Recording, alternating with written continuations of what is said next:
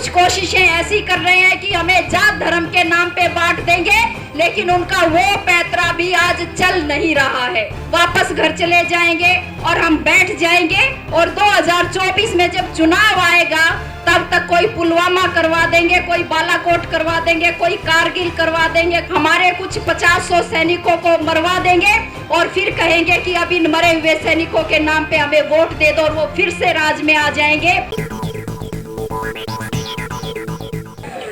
आज हम पूरे देश के अंदर किसान मजदूर एकता दिवस मना रहे हैं और आज ये किसान और मजदूर एकता दिवस मनाने की जरूरत क्या आन पड़ी, इस पे भी बात करेंगे।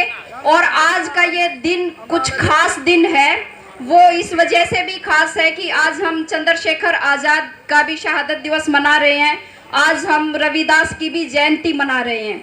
रविदास जी ने 14वीं सदी में लिखा था कि ऐसा चाहूं राज में, ऐसा चाहूं राज में, जहां सबन को मिले अन्न, जहां सबन को मिले अन्न। और लेकिन उनका ये सपना हम देख रहे हैं कि वो आज तक पूरा नहीं हुआ है। आगे उन्होंने ये कहा कि छोट बड़ो सब सम बसे, रैदास हो प्रसन्न। मतलब हमारे देश के अंदर ये जितना भेदभाव और ऊंच नीच ये सब है, ये खत्म होना चाहिए। संत रविदास ने 14वीं सदी में इसका जो है सपना देखा था। उन्होंने ये भी लिखा कि जात जात में जात है, झूके लन में पात, रविदास मानुष न फल सके जब तक जात न जात। तो ये जो जाति पाति के बंधन हैं, इनसे हम जब तक ऊपर उठ के अपने मुद्दों के, अपने जीवन के बारे में जब तक बात नहीं करेंगे, हमारे बहुत सारे मसलों का समाधान नहीं होगा।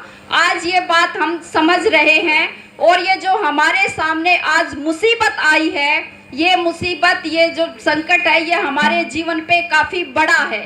हम 3 जो काले कानून है कृषि के, उनको वापस लेने की लड़ाई लड़ रहे हैं और ये जिस दिन संसद में पास हुए थे, और ये केवल पास नहीं हुए थे, जब इनका मसौदा बनाया जा रहा था और जब ये अध्यादेश कैबिनेट ने अध्यादेश के रूप में जब इनको लेके आए थे, उसी समय से तमाम जो हमारे किसानों के संगठन हैं, उन्होंने ये कहा था कि ये जो कानून है, ये किसी भी रूप में किसानों के हितकारी नहीं है और सरकार को ये कानून नहीं बनाने चाहिए, इनको नहीं पास करना चाहिए। फिर वो संसद में विपक्ष की गैर मौजूदगी में वो पास किए। ये हम सब जानते हैं, इन पे काफी चर्चा हो चुकी है कि ये जो कानून है, ये कानून किस तरह से किसानों के खिलाफ है। ये हमसे हमारा मनमर्जी का बीज खरीदने, वो दवाई खरीदने का अधिकार, हम क्या फसल उगाएं अपने खेत के अंदर, ये अधिकार वो हमसे छीन रहे हैं। वो ये कानून हमसे इस बात का अधिकार छीन लेंगे कि हमारी जो फसल है उसका उचित रेट मिले। फिर ये अडानी अंबानी के गोदाम में जब हमारी फसल चली जाएगी, उसके बाद वो कैसे जो है हमारे घर तक आएगी, तो उसका रेट भी अडानी अंबानी तय करेंगे, वो हमारी पहुंच से बाहर हो जाएगा। ये तमाम ऐसी चीजें और इससे ज्यादा खतरनाक चीजें इन कानूनों के अंदर हैं। लेकिन ये कानून केवल किसान के खिलाफ नहीं है, ये कानून इस देश के हर नागरिक के खिलाफ है। ये कानून उस हर व्यक्ति के खिलाफ है जिसका संबंध रोटी से है। किसान को अन्नदाता इसीलिए कहा जाता है कि वो पूरे देश का पेट भरता है। आज ये संकट है, लेकिन जिस संसद में ये 3 कृषि के काले कानून बनाए गए, उसी संसद में उसके 2 दिन बाद मजदूरों से संबंधित 4 बिल और पास किए गए हैं, 4 लेबर कोड पास किए हैं। जिस तरह से हमसे ये अधिकार छीन लिया गया है कि हम कौन सा बीज बोएंगे, कौन सी फसल उगाएंगे, कहाँ पे हमारी फसल का उचित दाम नहीं मिलेगा, हम कर्ज दवान हो जाएंगे, तो हमारी जमीनें छीन ली जाएंगी, ये तमाम है। उसी तरह से मजदूरों को भी कहा गया है कि आपको हड़ताल करने का अधिकार नहीं रहेगा, आपको संगठन बनाने का अधिकार नहीं रहेगा। हमारे देश के संविधान के अंदर लिखा है कि काम जो है यदि पक्का है तो रोजगार पक्का होगा, रोजगार कच्चा नहीं हो सकता। लेकिन मोदी जी कानून ले आए, संसद में पास कर दिया और ये कहा कि काम कच्चा हो या पक्का, रोजगार कच्चा रह सकता है। आप जो है जो न्यूनतम वेतन का कानून था वो कानून खत्म कर दिया। तमाम तरह तरह से हम ये कह सकते हैं कि खेती करने वाले को भी मार रहे हैं, और जो अपना श्रम बेच के, जो मेहनत मजदूरी करके, नौकरी पेशा करके, कोई कहीं पे कर्मचारी है, नौकरी कर रहा है, मजदूरी कर रहा है, उनके भी तमाम हक अधिकार छीन के तमाम तरह से, हर तरफ से हमारे जीवन के ऊपर आज संकट आ गया है। और जब ये संकट आया है तो इस संकट को हमें मिलके लड़ना पड़ेगा। आज हम ये सोचें कि मजदूर अपनी लड़ाई अपने आप लड़ लेंगे और किसान अपनी लड़ाई अपने आप लड़ लेंगे, तो ऐसे बात नहीं बनती है। और वो बात इसलिए नहीं बन रही है कि सरकार जिस तरह से पेश आ रही है, आंदोलनों को जिस तरह से बदनाम करने की कोशिश कर रही है। हम सब जानते हैं कि जिस दिन से हमारा आंदोलन शुरू हुआ है उस दिन से सरकार ने क्या क्या नहीं कहा। उन्होंने किसानों को कहा कि ये तो देशद्रोही हैं, ये तो आतंकवादी हैं, ये तो खालिस्तानी हैं, ये तो माओवादी हैं, और पता नहीं क्या क्या कहा। और फिर बाद में कहा कि ये आंदोलन जीवी हैं क्योंकि इनका आंदोलनों के बिना इनका जी नहीं लगता। और उसके आगे भी कहा कि ये जो आंदोलन जीवी होते हैं ये परजीवी होते हैं, ये कहा। लेकिन इस देश के किसानों ने, इस देश की तमाम जनता ने बता दिया कि आंदोलन जीवी तो हमारी विरासत है। और आज हम जिस चंद्रशेखर आजाद को याद कर रहे हैं, उन्होंने तो आजादी की लड़ाई में अपना जीवन बलिदान कर दिया। उन्होंने अपना संगठन बनाया, आजादी की लड़ाई के लिए संघर्ष किया और वो शहीद हुए हमारे। तो वो आंदोलन, उनसे चंद्रशेखर आजाद से बड़ा कौन आंदोलन जीवी हो सकता है? भगत सिंह से बड़ा कौन आंदोलन जीवी हो सकता है? तो हम तो जो है उनकी विरासत हैं, तो हम आंदोलन जीवी हैं, हमें गर्व है इस बात पे। लेकिन परजीवी नहीं है। परजीवी कौन होता है? जो कहा मोदी जी ने कि जो है मैं तो खुद 35 साल तक भीख मांग के खाया हूँ, तो वो जो भीख मांग के खाते हैं परजीवी वो होते हैं। तो परजीवी तो है नरेंद्र मोदी जी, परजीवी तो है नरेंद्र मोदी जी, और आंदोलन जीवी हैं हम लोग जो अपने हक और अधिकार के लिए आज यहाँ पे सड़कों पे बैठे हैं, लड़ रहे हैं। और हमारे आंदोलन को इतना समय हो गया, अब सरकार ये सोचती है कि इनको डरा देंगे, वो उनकी नहीं चली। फिर उनको लगा कि हम आंदोलन को बदनाम कर देंगे, वो भी उनका पैतरा नहीं चला। फिर उनको लगा कि हम इसमें अपने कुछ गुंडे घुसा देंगे और हम इसमें दंगा फसाद करवा देंगे और आंदोलन को नष्ट कर देंगे। अब उनका वो भी नहीं चला। अब वो कुछ कुछ कोशिशें ऐसी कर रहे हैं कि हमें जात धर्म के नाम पे बांट देंगे, लेकिन उनका वो पैतरा भी आज चल नहीं रहा है। लेकिन उसके बावजूद भी सुन नहीं रहे हैं और उनको लग रहा है कि एक ना एक दिन तो हार के, थक के हम चले जाएंगे, वापस घर चले जाएंगे और हम बैठ जाएंगे। और 2024 में जब चुनाव आएगा तब तक कोई पुलवामा करवा देंगे, कोई बालाकोट करवा देंगे, कोई कारगिल करवा देंगे, कोई और कहीं पे हमारे कुछ 50-100 सैनिकों को मरवा देंगे और फिर कहेंगे कि अब इन मरे हुए सैनिकों के नाम पे हमें वोट दे दो, और वो फिर से राज में आ जाएंगे। ऐसा वो सोचते हैं, लेकिन हम जो हैं ये होने नहीं देंगे देश में। आज हम उनकी ये राजनीति समझ चुके हैं और इसीलिए हमने ये नारा दिया है कि हम जो हैं सारे इस देश के तमाम नागरिक मिलके इस लड़ाई को लड़ेंगे। ये किसी एक जाति की लड़ाई नहीं है, ये किसी एक धर्म की लड़ाई नहीं है, ये हमारे तमाम देश के तमाम लोगों की लड़ाई है। और इस लड़ाई को हम सब मिलके लड़ेंगे और इसको पार लेके जाएंगे। इस लड़ाई को यहाँ पे ये कहने आए हैं। और ये आज हम जो किसान मजदूर दिवस मना रहे हैं, ऐसा नहीं है कि हम आज ही आए हैं समर्थन के अंदर। ये जिस दिन कानून पास हो रहे थे संसद में, उस दिन भी CITU C2 जो मजदूरों का संगठन है, उसने जंतर मंतर पे प्रदर्शन किया। हमने प्रेस नोट जारी किए, हमने तमाम पूरे देश में विरोध किया कि ये गलत है, ये किसी भी तरह से कानून ना मजदूरों के हक में है ना किसानों के हक में, ये नहीं होने चाहिए।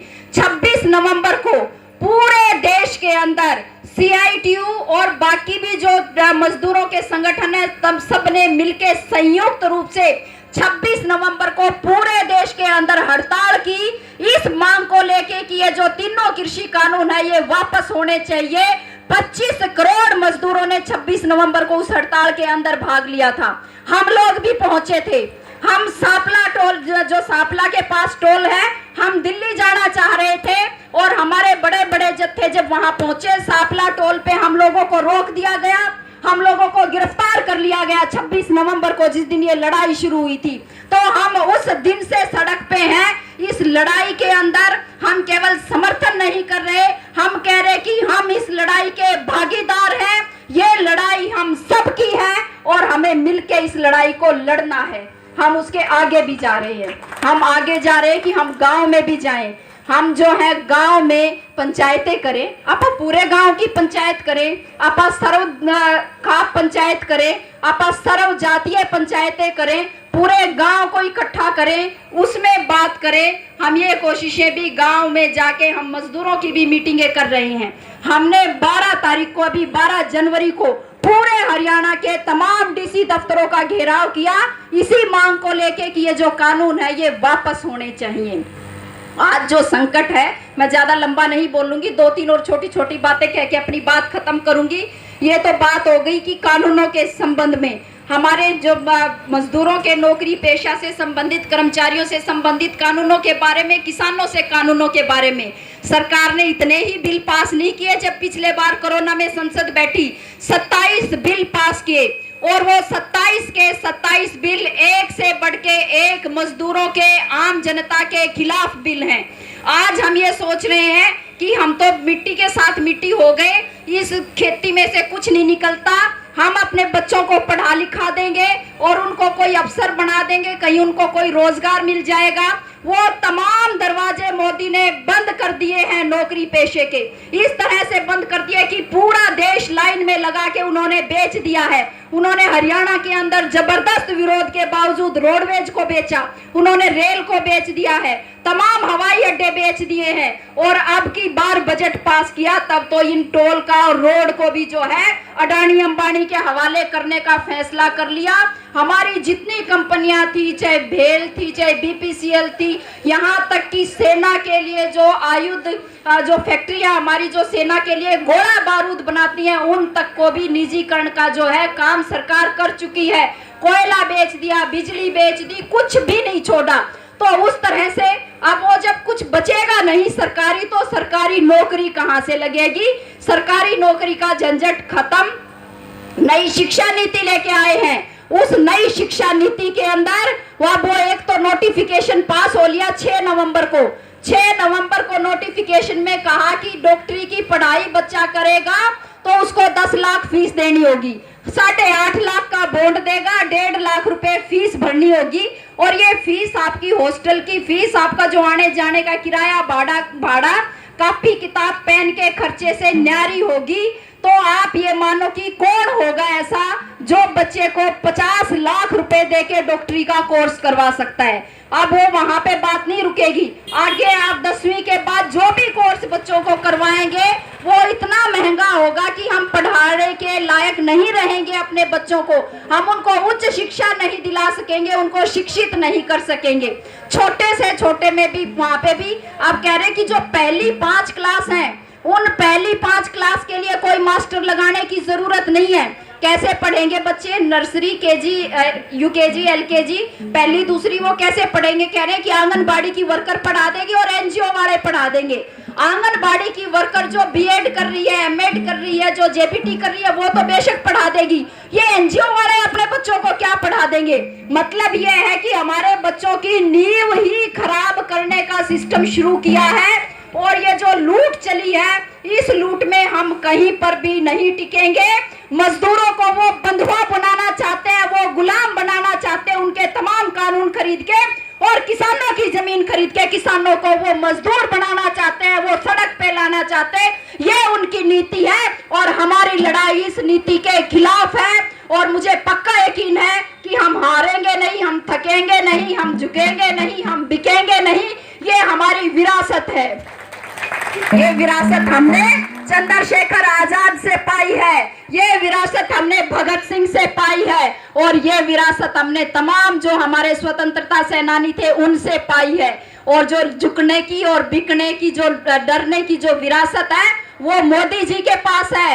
वो जिनको वीर कहते हैं, वीर जिनके नाम के आगे लगाते, समझ गए होंगे मैं किसका नाम ले रही हूँ, वो सावरकर को वीर कहते हैं, जिसने अंग्रेजों को 14 बार माफीनामे लिखे माफीनामा लिख के जेल से बाहर आके आजादी का आंदोलन जब चल रहा था, तो उस वक्त में वो अंग्रेजों की पेंशन खा रहे थे।